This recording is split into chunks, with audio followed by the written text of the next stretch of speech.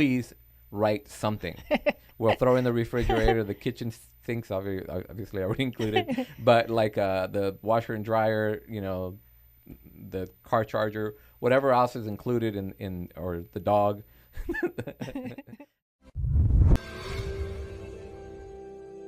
Welcome to the Opposites Unite podcast, where we discuss real estate and lifestyle topics, break barriers, build connections, and find common ground. Let's unite. Top 5 questions we get asked as the listing agent at an open house. Go. Number 1 is, why is the owner selling the house? What's the motivation? Where are they going? How fast do they have to be there? Why do you think that's important?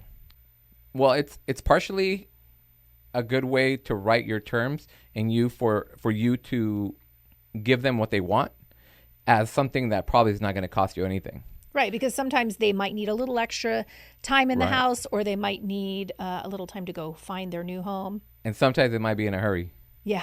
So you can be in a exactly. hurry. So if you like speed it up and they're like, "Oh my God, this person's willing to do it faster. Let's go with them because they're faster." Even if your price might not be as high as the other ones that they're seeing, you'll win just based off of that, right? Well, I've had it happen where my buyers wanted to close quickly, but that wasn't what the seller needed.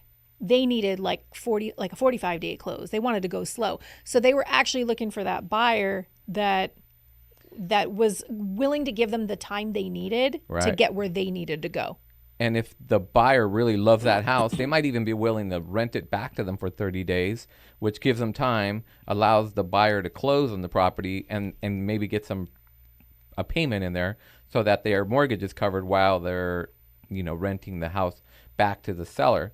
That's a very key negotiation. So good question, very good question to ask. Yeah.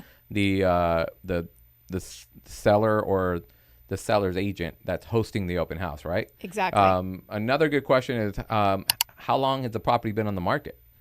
Yeah, so this is really important because it helps with negotiations. Obviously, if the home is brand new to the market, the sellers are going to be less likely to accept any type of lower price or reduction because they haven't experienced the market and seen what it has to offer at that point. But on the flip side of that, 30 days, 60 days on market, no offers. I mean, it depends if they're having showings or not showings.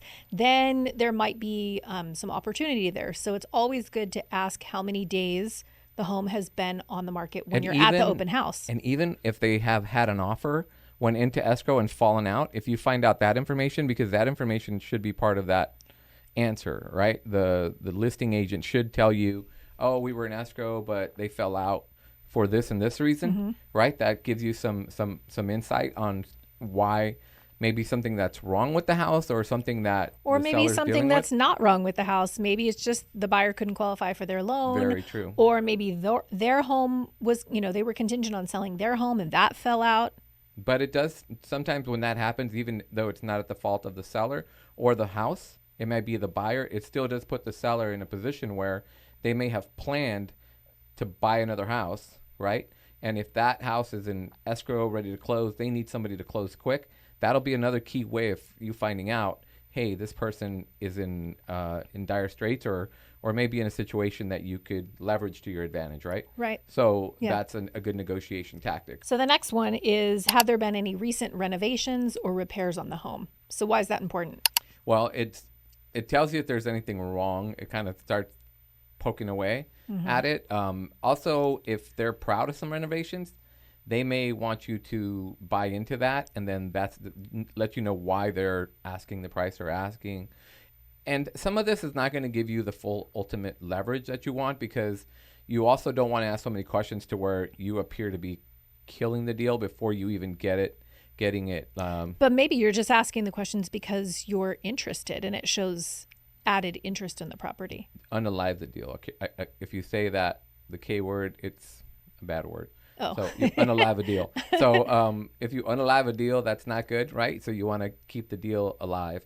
And what I meant to say by that's what I meant to say. But keywords, right? Anyways. So that's why you would ask for, like, if there are any renovations or repairs.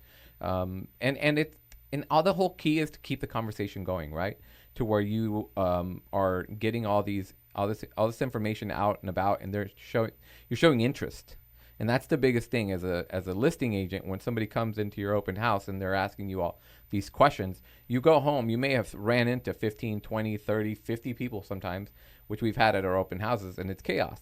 You don't remember who's who. But if you can get somebody get your attention for that long and holds it there, that's something. And you'll remember that person, and then you'll be looking at the sign-in sheet. I generally will try to make a note if it's not on a digital format. But I'll try to remember their name or something about them that that attaches that conversation to that person, and then also in a way where I can contact them in the future. Yeah. So good question to ask on that. What's included in the sale? Did we discuss that? Was that the fourth question? That is the fourth question. Yes, that's one of the most commonly asked questions.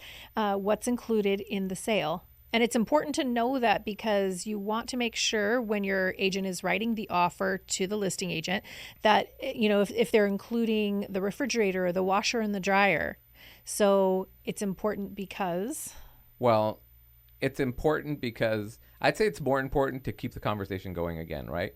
Like, this is not so much, you don't want to ask for it because you're going to kind of come in, feel that they might get the feeling like you're asking for too much, right? Like, oh, this person's asking for the sun, the moon, and the earth, and everything all in between. Well, sometimes it's in the agent notes and they say up front that they're including it, which is great. Then you can include it in your offer. If they're not, and you don't absolutely need it, as an experienced agent, I recommend not asking for a refrigerator or a washer and dryer, because it might be the one little thing that makes them take another offer over yours. Right. And the thing, all these questions what you're doing is you're really finding out what the status of the home is.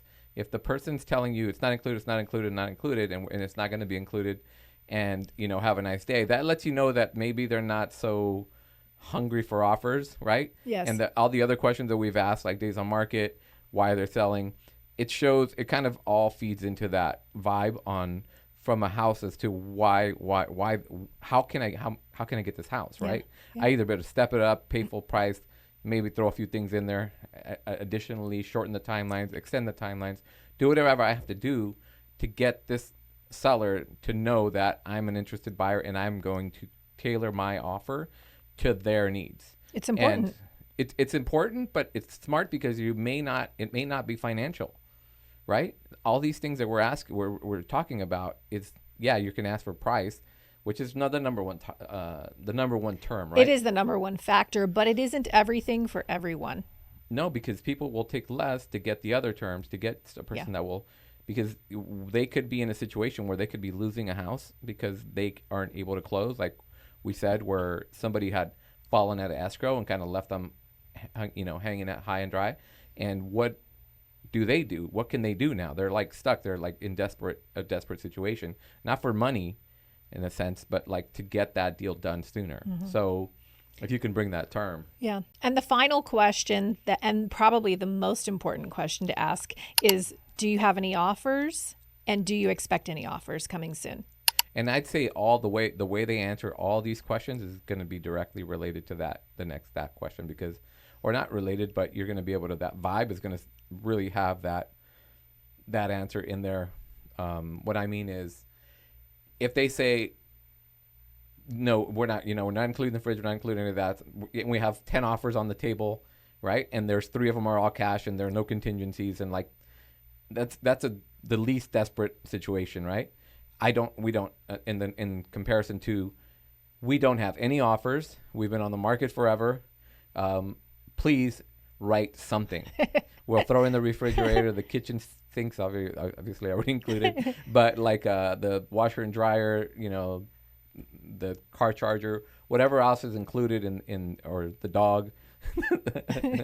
I have had a person joke about that in the past about including the dog, and I've had them, and I'm sure you've seen this. They joke about the sports car in the garage. Yeah. They're asking if that's especially included. If it's like a nice Porsche or something. Yeah, for sure. Yeah, I've had that happen a few times. Well, like at open houses, people walk in the garage and the car included. You're like, sure. An additional, well, I'm sure there's another one around there for another couple $100,000 or something. Yes, But exactly. yeah, those are the 5 questions. But you know what I wanted to point out also is that when you go to open houses, not all homes are on open houses. I believe it's somewhere between like 80 and 90% of homes don't have open houses at all. So they're active in the market. There's not open houses. So you want to work with an agent on that's not just direct to the listing agent, but you want to have an agent that could take you to those houses, say in a private showing, set it up for you during the week and between lunch, if you have to, or like after work or something like that on your days off. So I would definitely recommend doing that because you're missing out on 80% of the market. Yeah, definitely. If you're doing that, if you're just going to open houses. Yeah, right? don't rely on open houses being there for just for you to see a house. Yeah. You want to have an experienced agent that you're working with that knows all the right questions to ask the listing agent to help you get the deal done at the end of the day. That's what we do, right? I mean, what we just described is essentially a lot of what we do. And there are a lot of turns as these questions go on that just lead to more and more and more questions. And as you become more experienced, you learn what's next to ask, right? So it makes the conversation flow and allows the transaction to come together and all the details to be pulled in so that you can structure a deal and get everything covered and make it smart. So, obviously there's a ton of pitfalls that go in through transactions, and asking these questions help you prevent a lot of these things. Yeah, and there you go.